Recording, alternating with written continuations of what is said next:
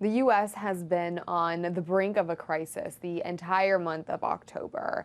And given your experience of governing during a crisis, how do we solve this? Reasonable people can have differences about the role of government. Is it too big, too small? Should it be borrowing too much? Should it be solving social security and health this way or that way? But the way to solve these problems is not on a cliffhanger. Do you think that the U.S. has lived beyond its means? Well, I think the US has been fortunate in the sense that it's like a bank. It prints the money that other people accept. So you can live beyond your means over an extended period of time without being punished by the markets. But clearly, we have seen that enough people are now seriously concerned about that, and both domestically and internationally. So yes, the answer is yes. Well, do you have any advice for lawmakers here in the U.S.? What do you think we should do? Should we raise the debt ceiling? Should we start prioritizing payments, austerity measures? I mean, what advice would you have? I think taking a more responsible attitude, forget whether you have a safe seat and therefore you don't have to worry that even though a majority of the American people will be against continuing this crazy situation, take a more sort of national, global, if you like, sense of responsibility and see this problem too. It doesn't really help to be polarized. What ways do you think the U.S. could prepare for a potential default?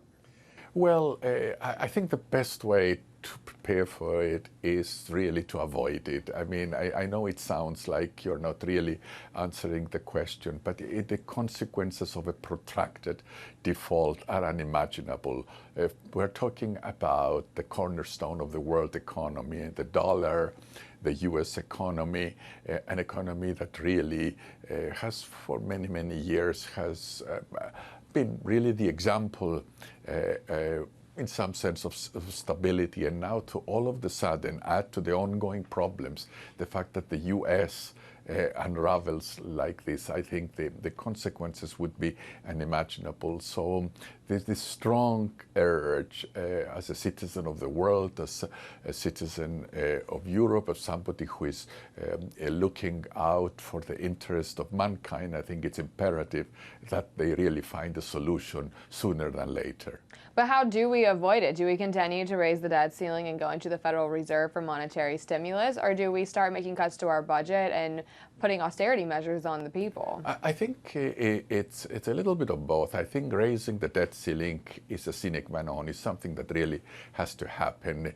It may be a temporary measure, and then it depends whether you waste the time that you're given by this or you use it productively. Austerity measures, I think, as I said earlier, one has to really decide what are the priorities, and you cannot pay for everything. That really is very true. You know that about yourself, myself, our families, the companies we work with, the countries we have served. You cannot do that over an extended period of time.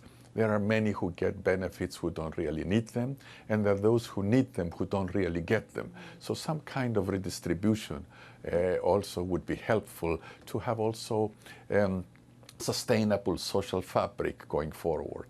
Do you think the American people should start preparing for possible austerity measures? I think some adjustments in the way of living, some overall correction, I think is inevitable, like it is in every country that, as I said, has had a period of living beyond its means for a while. And we've heard news recently that the Troika is changed their GDP contraction numbers down from 9% to 7%, and then next year to 3.9%.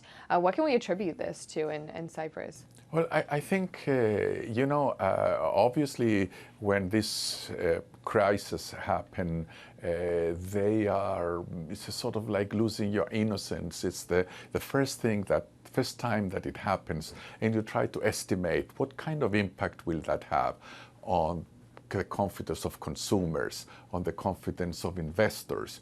How will the banks be able to weather the storm? And you make judgments. I don't want to be pessimistic, but that could mean that the second year could be a bit tougher than we had also estimated. In other words, that the total correction would be about 15%. But I think we are encouraged by the fact that things did not turn out to be, in 2013, to be as bad as we had thought.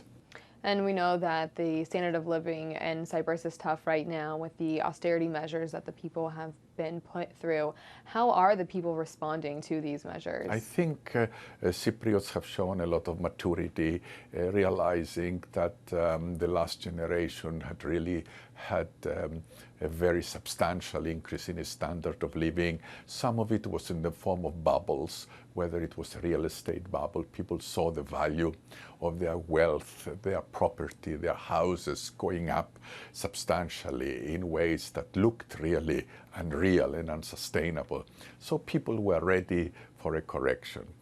And what about capital? We also know there's about 93 cooperative banks, and that Cyprus is starting to ease their capital restrictions in the domestic banking sector. How is credit contraction impacting consumers? Well, I think it's a serious problem.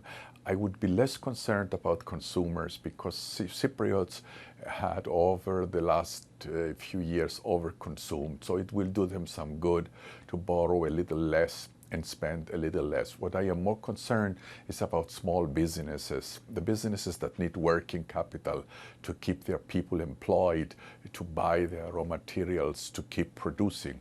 I think that would be the biggest challenge, and the challenge is that the banks to be able to allocate credit to where their best use would be to help those companies that are more likely to rebound, the companies that have a future. And I think this is the most serious challenge because our banks have really been put through a very, very difficult situation. The capital controls that you mentioned, are they easy to put on? They are extremely difficult and how is that to take going? away. Well, it's, in my view, not so well in the sense that confidence in the banking system, as really reasonable people would have expected, once it's shaken, it's very difficult to get it back. It is a bet we need to win this, to get the capital controls gradually removed. They have to be removed because if you keep them on, then your currency is a different one. You know, if you cannot, if you have money that you cannot use, it's as if you don't have it. And it's a very, very difficult situation to be in. Well, how do you feel of your predecessor's handling of this? Would you do anything different? I don't think there was much we could have done different. I think Europeans should have behaved differently. I think they should have given Cyprus the chance to adjust over a longer period of time. There was a new government comes in, like everything else, you expect them to begin taking tough measures, but you also give them time so that those measures can begin paying off over the medium term. And another international phenomenon that hit Cyprus was Bitcoin. So many consumers started using this as a way to tap into credit. Do you think Bitcoin still has a relevancy in Cyprus? We really had a lot of interest from outsiders to use Cyprus as a financial system. So to some extent it was good for us because we are a country of lawyers, accountants, and bankers. We don't really produce manufacturing goods, so it was the thing to be in. But now we have to be more careful. We really can't do things that carry out too much risk. Do you have any Bitcoins? No. Well, another currency or form of currency that's been in talks is also the gold reserves in Cyprus. Is Cyprus going to sell their reserves? I don't think so. No, we don't. We have some, but you know,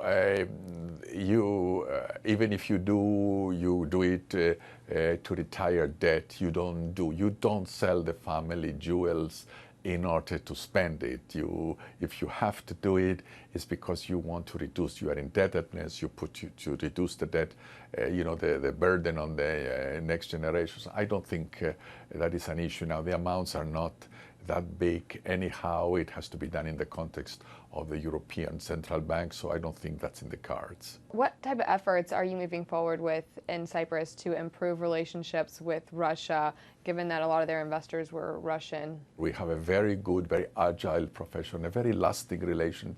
There is a Russian community in most of our cities, many Russian kids going to school, new ballet schools coming out, being influenced with some of the cultural characteristics of the Russian people. So we feel very much like very, very close relatives. And despite these very tough times, this very, very good relationship is continuing. Now, it's true that not many new companies are coming through. They're trying to feel their way to see, will the banking system stabilize? Is this a place where we're going to get new business? But I think existing business, existing relations are continuing to be very strong. Good. Thank you very much. Thank you.